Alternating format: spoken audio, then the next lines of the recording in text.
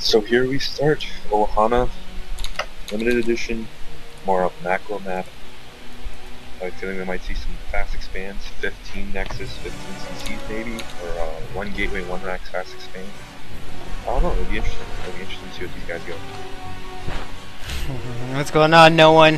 572 players to you, Homie G's. Hello, welcome everybody. This is BCN Palomino coming at you, bringing you our second Team BCN.net Platinum through Masters Open-House. I am doing some co-casting shenanigans with my homie G BCN Spades. How you doing, Spades? Hello. I'm doing well. Glad to be here. Awesome sauce. It's going to be an interesting map. We see the blue Terran, the blue Trunks at the bottom, and we see the purple products, right? Purple Trunks at the top left. It'll be interesting. It'll be an interesting game. So classic PVT. Do you think we're gonna see or do you think we're gonna see fast expands from both players? I think we will, because this is more of a macro map. We see that there's a very easily third base you can take that's really close, easier to defend if you just hold that watchtower. So I think we'll see a more of a macro. But then a player might assume that and go micro, and go one base all in. I don't know, it'll be interesting. Yeah, that's always an option where and I think we actually saw last tournament that Mr. Gladius, he was I think he would see an expansion style opener and he would go directly to a very powerful one base all in aggression, and it just worked. It just worked because his opponent obviously assumed that as a Zerg player, the Zerg player that he was, that he would go ahead and just play completely greedy, completely standard Zerg. Well, we are seeing something standard from Protoss.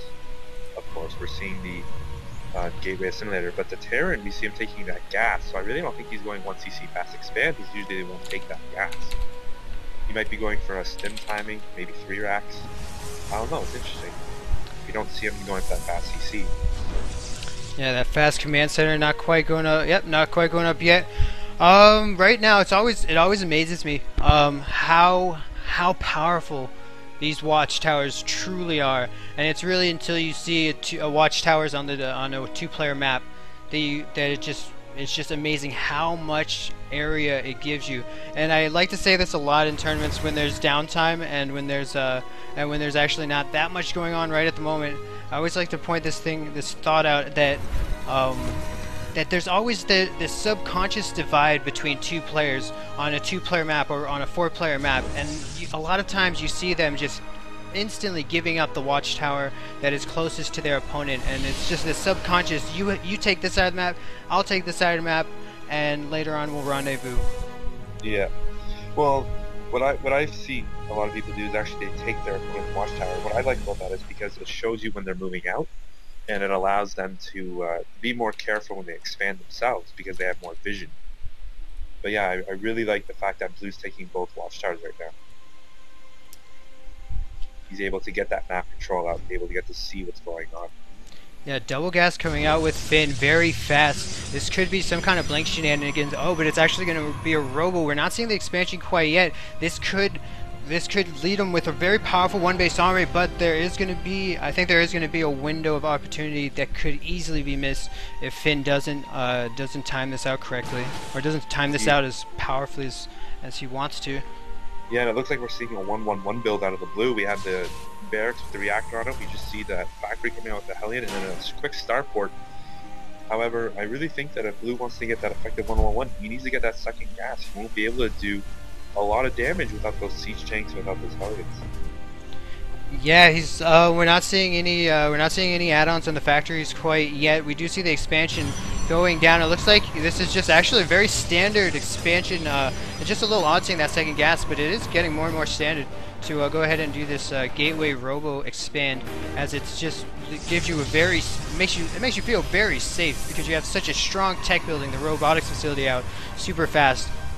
Yeah, you're able to get that quick immortal in case they're doing that 2-gate or 3-gate, because a lot of times you'll see heavier Marauders versus Protoss, and those immortals reduce the damage of the Marauders and just rip them to shreds. So I really like the fact that he opened with that Robo. But we see the Terran having 3 Hellions, which is an interesting choice. You don't usually see Hellions in a PV. Oh, he has a dropship. He's dropping Hellions. This could be very dangerous because the purple Protoss has exactly 1 sentry. and 1 stalker. So these 3 Hellions can do major damage in that mineral line. Yeah, unfortunately, this observer not gonna actually see the not actually gonna see the medevac. Now, this is a classic 1-1-1 looking base, but we are seeing the other racks. And I think what this, I think it's a little odd. He doesn't have his expansion quite yet, but I think this is gonna transition into your standard Terran Bio Ball. I believe so. We see a push up the front with the Marines as a distraction for the Hellions, which is such Beautiful. a smart move. Keep them busy at another place, and then when they lose, go out and try to snipe that expansion. It'll be really interesting to see what exactly happens. They're only one ball. Oh gosh. That might just be GG right there. That's really painful. We see a total of 5 probes on the base, and these Hellions are gonna get a free ride home. He lost 20 workers in that attack. Jeez. And just what you were saying, that prong attack, putting all his attention to the main, and unfortunately he wasn't able to. Unfortunately, he didn't get that luck factor of that observer seeing this medevac, seeing these medevacs moving out on the map, and just so much economic damage going down. But we now see that expansion going down for Blue. We see it, then he has a nice chunk of Marines, 2 medevacs, the Hellions. He's adding on more barracks. So I really think he's going to switch over to this more Marauder Marine style, I'm hoping, but he needs to start that stim, because remember, stim takes 170 seconds. Yeah, and that's a lot of time. Yeah, that's a very long. I wonder, are there any upgrades, do you think, that that take longer than that? I don't know an upgrade that takes longer than 170 seconds. That's 3 minutes in game. That means his stim will not finish till about 12 minutes. I've never actually considered that, just how long of an upgrade that is. We do see a Twilight Council going down, and I have a feeling from purple we might actually see a DT Shrine, because he might feel that he's just so far behind, which he actually is in some respect. But the DT Shrine might be used to try to do some harassment, try to get back into this game. It'll be interesting to see, but he only has those 2 gas right now. He doesn't have any gas in his expansion.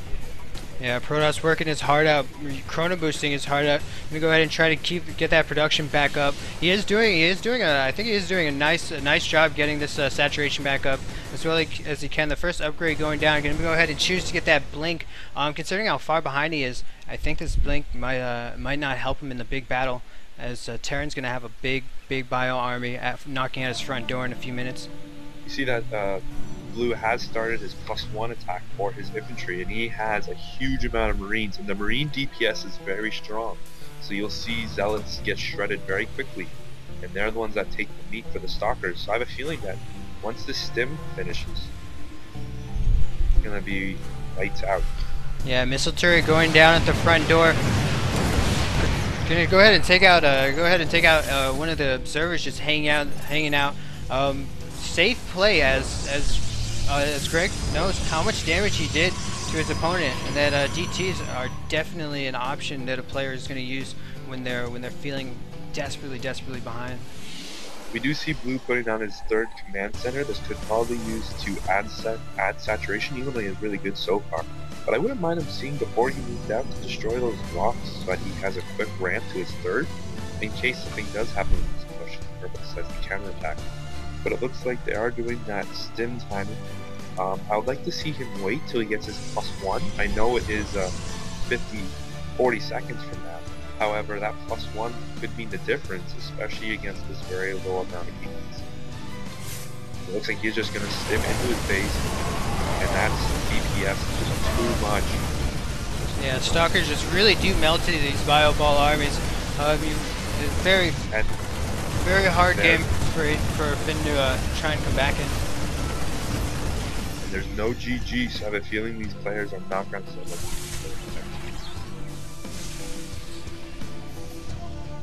But that turning point of the entire game was that Hellion drop. That was 20 probes lost in a matter of seconds. Just wasn't enough for him to catch